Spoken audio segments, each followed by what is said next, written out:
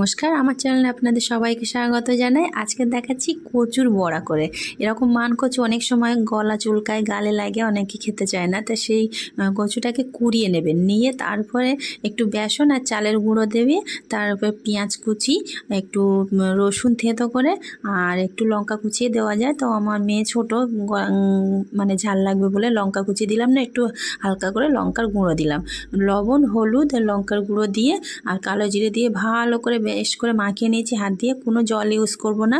আর একদম দেখুন পেঁয়াজি যেমন হয় তেমন মাখানো হয়েছে। তেলে পিটো পিট করে লাল লাল করে ভেজে নিয়েছি পেঁয়াজির মতোই। আর খেতে যা অসাধারণ লাগে, একবার করে দেখবেন, একবার হলেও খুব সুন্দর লাগে খেতে।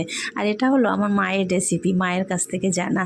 জাস্ট অসাধারণ হয়েছে। আমার ছেলে মেয়ে তো খেয়ে তো বললো, মা খুব সুন্দর হয়েছে।